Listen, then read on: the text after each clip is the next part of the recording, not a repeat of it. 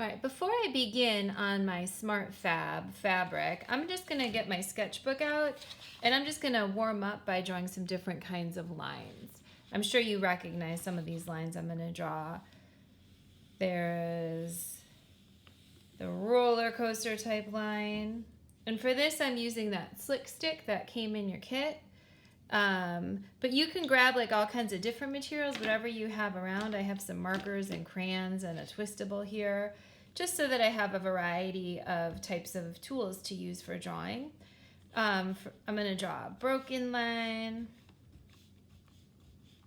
I'm going to use a crayon and draw like this kind of broken line. It kind of looks like grass. I could do a zigzag. I'm just kind of practicing with these different tools and kind of seeing how they feel on my paper. This color is a little tricky to see, but that would show up awesome on the black. What other kinds of lines can I think of? Ooh, maybe a loopy line. Or I know a lot of us really like spiral lines that get smaller as they go in. You can kind of experiment with like making lines sideways, up and down. Here's a wave line, the castle line. Now Judy Pfaff, the artist that is inspiring this project, used a lot of different kinds of lines in her work. Often you'll see like something that kind of looks like a tree branch. So it's a line with other lines coming off of it, extending off of it. So you can just kind of warm up. Once you feel like you're ready, you can go over to your Smart Fab. Remember, I gave you a black and a white. And depending on which one you use, you're going to have to use different tools. For example, this white Smart Fab, I could use a marker to make lines. I could probably use a crayon to make some lines, right?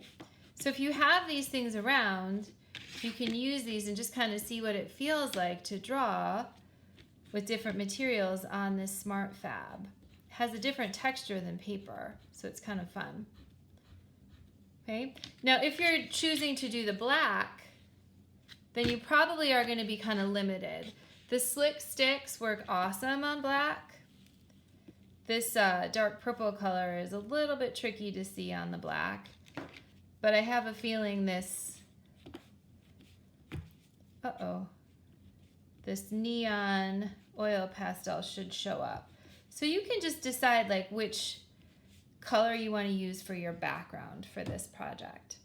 Once you're done with your drawing, that's when you're going to get out your embroidery hoop and we're going to start to do some stitches. So the way that this works is up at the top, there's this little screw and it tightens and loosens depending on which way you turn it.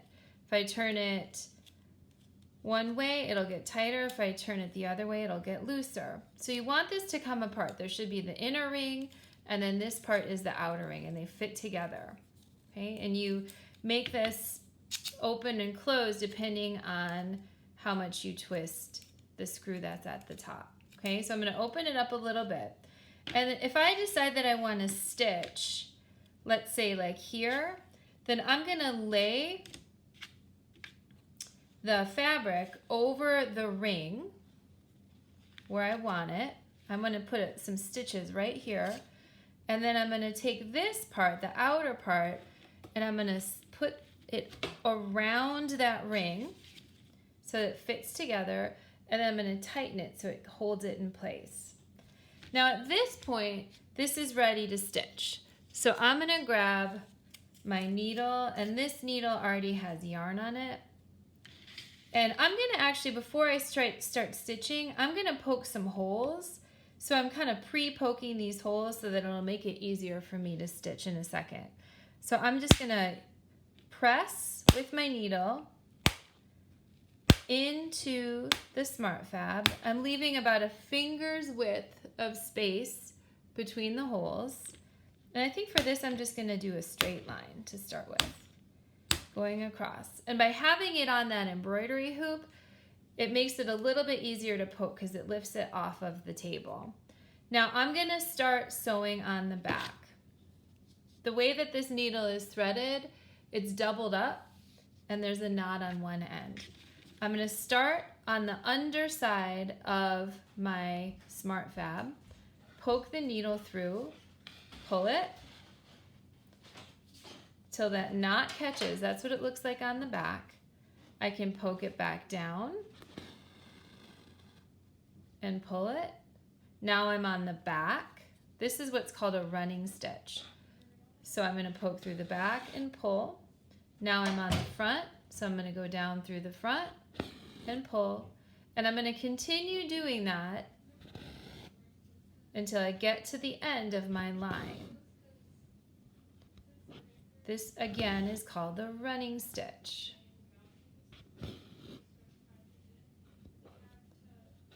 Whenever I'm on the front, I poke through the front. Whenever I'm on the back, I poke through the back. Okay, so I've run out of room on this line with this embroidery hoop. So I have a choice. I could either continue and go back the other way. I'm just going to poke through, and then I can use my needle to pre-poke some more holes, and then I could keep going.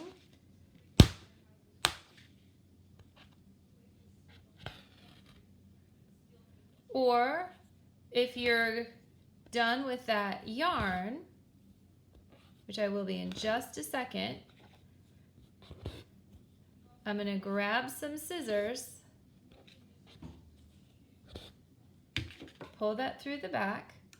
I'm going to grab some scissors,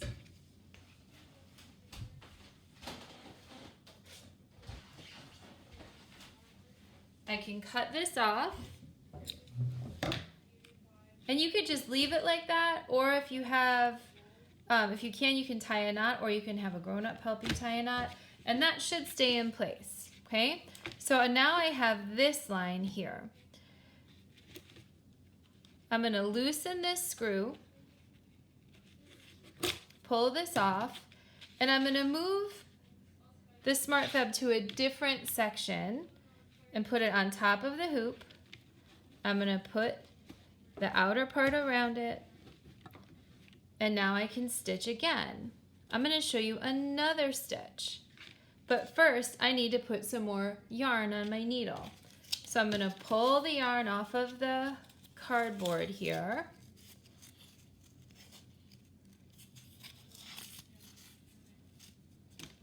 find the end of it. This is a lot of yarn, so if you want to, you could cut that in half. Now I'm going to put the end of the yarn through the needle, and you might need a little bit of help with that. Sometimes it works really well right away. Sometimes you need to get a little help. Sometimes you need to try the other end. I'm going to take both of these strands together and tie a knot around my finger. It's like I'm making the number 6 and then just putting the top through. And now I can continue doing what I just did, pre-poking the holes. I'm going to make this line kind of curve a little bit. And I'm going to just show you another kind of fun stitch. So I'm starting on the back of my fabric, pulling it, let that knot catch, down, up,